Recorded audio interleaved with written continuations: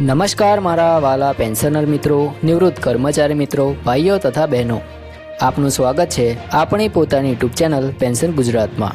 તો મિત્રો, આજનો વિડીયો ખૂબ જ મહત્વપૂર્ણ છે, કારણ કે આજે આપણે વાત કરવા જઈ રહ્યા છીએ 18 મહિનાના બાકી રહેલા ડીએ એરિયર્સ વિશે। અને તાજેતરમાં આ મુદ્દે જે ચર્ચાઓ ફરી તેજ થઈ છે તેના પાછળનું સાચું સત્ય શું છે તે સમજવાનો પ્રયાસ કરીશું। તો મિત્રો, ઘણા સમયથી કર્મચારીઓ અને પેન્શનરોના મનમાં એક જ પ્રશ્ન છે કે જાન્યુઆરી 2020થી જૂન 2021 સુધી કોવિડ-19ની મહામારી દરમિયાન રોકાયેલા ડીએ અને ડીઆરના 3 હપ્તાઓનું શું થશે? શું આ રકમ ક્યારે મળશે કે નહીં? અને હવે 8મા પગાર પંચના સંદર્ભમાં આ મુદ્દે કોઈ સકારાત્મક નિર્ણય આવી શકે છે કે નહીં?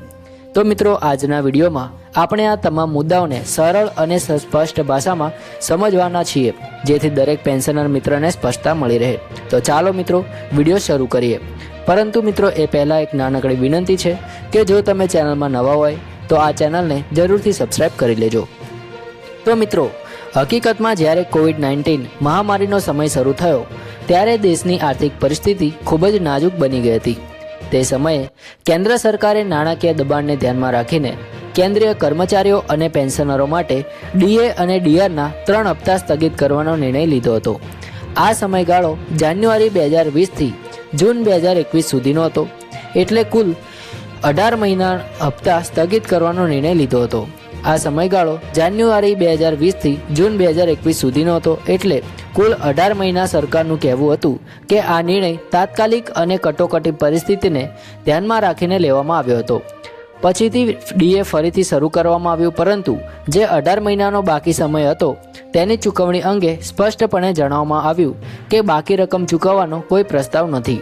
આથી લાખો કર્મચારીઓ અને પેન્શનરોમાં નિરાશા ફેલાઈ હતી। મિત્રો, હાલની પરિસ્થિતિ જોઈએ તો કર્મચારીઓ અને પેન્શનરોને 58% ડીએ મળી રહ્યો છે, જે જુલાઈ 2025થી અમલમાં છે। નિષ્ણાંતોના મતે જો તે સમયગાળા દરમિયાન ડીએ રોકાયો ન હોત તો આજનો ડીએ અંદાજે 68% આસપાસ પહોંચી ગયો હોત, એટલે ઓછામાં ઓછા 10%નો તફાવત રહ્યો છે। આ તફાવત માત્ર ટકાવારીનો નથી, પરંતુ દરેક કર્મચારી અને પેન્શનર માટે માસિક આવકમાં સીધી અસર કરે છે।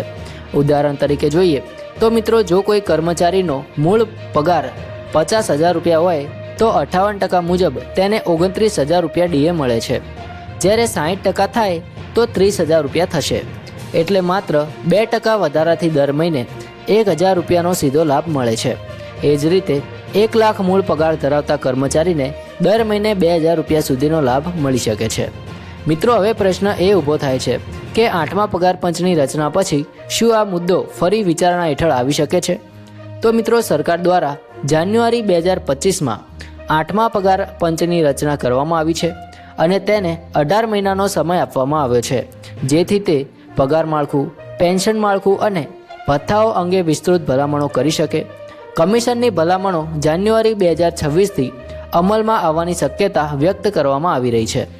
કર્મચારી સંગઠનો સતત માંગ કરી રહ્યા છે કે કોવિડના સમયગાળામાં કર્મચારીઓએ દેશને સંપૂર્ણ સહકાર આપ્યો હતો, તેથી નવા પગાર માળખામાં ફિટમેન્ટ ફેક્ટર ઉદાર રાખવો જોઈએ અને પેન્શનરોને વિશેષ સુરક્ષા આપવી જોઈએ, જેથી થયેલા આર્થિક નુકસાનની કોઈક રીતે ભરપાઈ થઈ શકે।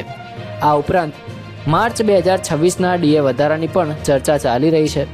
લેબર બ્યુરો દ્વારા જાહેર કરાયેલા ડિસેમ્બર 2025ના ઓલ ઇન્ડિયા કન્ઝ્યુમર પ્રાઇસ ઇન્ડેક્સના આંકડા 148.2 સુધી પહોંચ્યા છે, જેના આધારે અંદાજ છે કે જાન્યુઆરી 2026થી ડીએમાં આશરે 2%નો વધારો થઈ શકે છે, એટલે 58%થી વધીને 60% થવાની શક્યતા છે।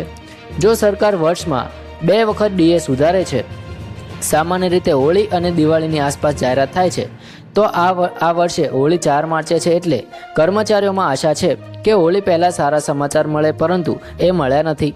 મિત્રો, છેલ્લા 5 વર્ષનો પેટર્ન જોતા ઘણી વખત જાહેરાત તહેવાર પછી પણ થઈ જાય, એટલે સત્તાવાર જાહેરાત સુધી રાહ જોવી જરૂરી છે। મિત્રો, અહીં સૌથી મહત્વપૂર્ણ બાબત એ છે કે 18 મહિનાના ડીએ એરર્સ અંગે હાલમાં કોઈ સત્તાવાર ચુકાદો થયો નથી, પરંતુ આ મુદ્દો ફરી ચર્ચામાં આવ્યો છે અને કર્મચારી સંગઠનો દ્વારા દબાણ ચાલુ છે. આથી પેન્શનર મિત્રો માટે જરૂરી છે કે કોઈ પણ અફવા પર વિશ્વાસ ન કરો અને માત્ર સત્તાવાર પરિપત્ર કે ગેજેટ સૂચના પર જ વિશ્વાસ કરવો જોઈએ. મિત્રો, અમારી ચેનલ પેન્શન ગુજરાત પર અમે હંમેશા પ્રયત્ન કરીએ છીએ કે તમને સાચી અને વિશ્વસનીય માહિતી સરળ ભાષામાં મળી રહે. જય હિન્દ, વંદે માતરમ.